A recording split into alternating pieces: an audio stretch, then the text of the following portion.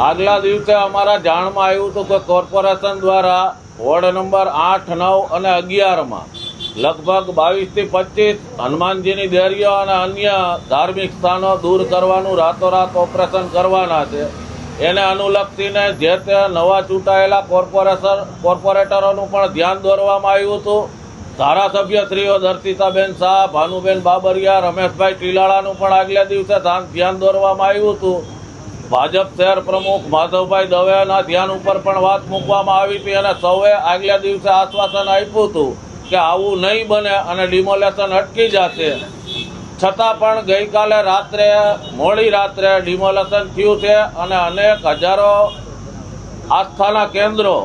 હજારો લોકોના આસ્થાના કેન્દ્રો છે એવા મંદિરોનું જે નડતરરૂપ નથી રોડને એનું ડિમોલેશન કરવામાં આવ્યું છે. અને ટીપીઓ અને જે તે અધિકારીઓ સાથે વાત કરતા એવું કહેવામાં આવ્યું કે સુપ્રીમ કોર્ટની ગાઈડલાઈન મુજબ જે યાદી તૈયાર કરવામાં આવી છે એ દૂર કરવામાં આવ્યા છે.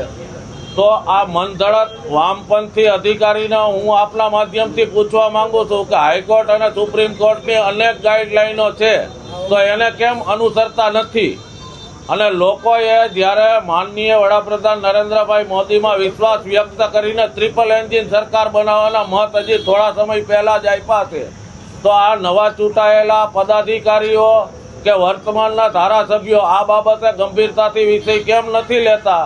ગઈકાલે આવેદન પણ વિશ્વ હિન્દુ પરિષદ દ્વારા મ્યુનિસિપલ કમિશનર અને કલેક્ટરશ્રીને આપવામાં આવેલ હતું. તે બાબતમાં પણ આશ્વાસન આપ્યું હતું કે નહીં ડિમોલેશન થાય અને મોડી રાત્રે કરવામાં આવ્યું છે.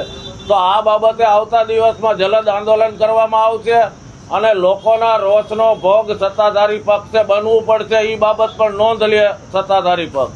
શું માનો છો ધારાસભ્યો દરેક વખતે પાણીમાં બેસી જાય છે, એવું કઈ ઉપજતું નથી? શું લાગે છે અશાંતધારાના મુદ્દામાં તેઓ પહોંચી જાય છે પણ આમાં કોઈ આવ્યું નહીં?